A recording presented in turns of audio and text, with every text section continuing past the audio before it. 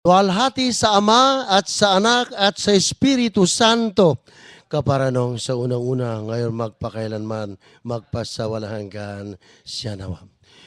Magandang hapon po, mga brothers and sisters na sumusubaybay po ng programang ito over DWAD. On behalf of Brother Alberto Tingarcadio, ang atin pong punong lingkod, ito pong muli ang inyong kapatid, Brother Marcelo Malnes. Pansamantalang tayo muna po ang magsahimpapawid ng programang ito. Kaya sa inyo po lahat, ano man ang inyong pinagkakaabalahan, ano man ang inyong mga ginagawa, samahan nyo kami sa loob ng isang oras. Wala po kaming sponsor eh. Yan na nakakalungkot doon eh. Walang sponsor. Pero gano'n pa man, hindi po maliliban ang programang ito. At magandang hapon po sa iyo, Brother Ting, kung ikaw pa kasalukuyan naglalakbay. Yan din po kay Sister Early at lahat po sa pinaka-main na stasyon ng DWAD, mga Padpad Brothers, ang atin pong technicians dyan. Magandang hapon po sa inyong lahat. Okay. So mga kapatid, binabati rin po natin ang atin pong buting Bishop Ted Bacani, ang atin pong spiritual director, of course, ang atin pong buting obispo, Diocese of Caloocan, Bishop Deogracias Iniegues, at lahat po mga kaparian. Ngayon din po ang aming parish priest, Father Larry Toledo. Happy listening. Baka lang sakaling nakikinig sa mga sandaling ito. Ngayon din po ang atin pong mga kaparian, Father Adrian Panganiban. Father Adrian, mag-text po kayo kung po pwede po kayo sa 26 po. Kailangan po namin. Of course, priority na po ang mga paring galing po sa ating diocese. Okay ba? At lahat po ng ating pong buting paring Father Leonardo Polinar. At ngayon din po si Father Edgar Boglusa at Father Hazel Asidelia.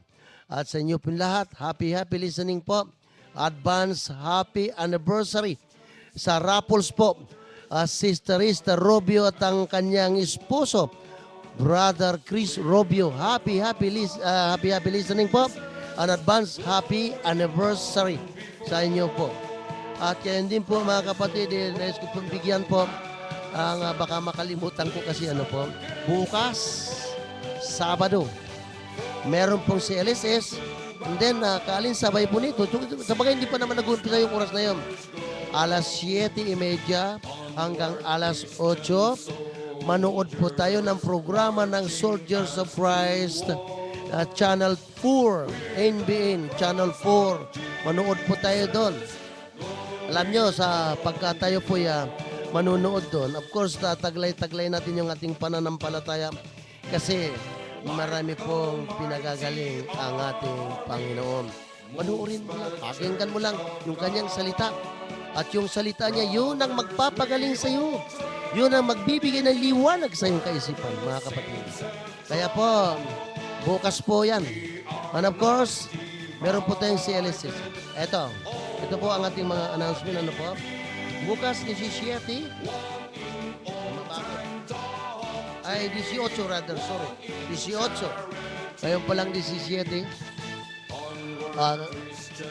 Sa ngayon po, 17, Kaingin Tinaheros Combined Fellowship. Sa palagay ko, meron na pong sinugo ang ating Diyos na buhay doon. And then, Pabahay 2,000 Combined Fellowship.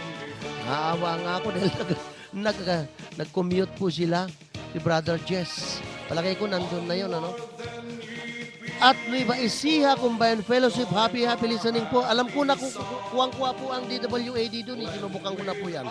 Sa Nueva Ecija, kuha po yan, kuha. At of course, ang atin pong head servant nandoon po. At Malaria Fellowship, Combined Fellowship lang. Andun na po si Brother Rodwell. At ang bukas po sinasabi ko, CLSS, ito po yung sponsoran ng St. Joseph Combined. Then, meron po tayong second year anniversary Cielito Group. Alas 4 po yan. Ito po ay pangangasiwan po ni Sister Franz Asahan.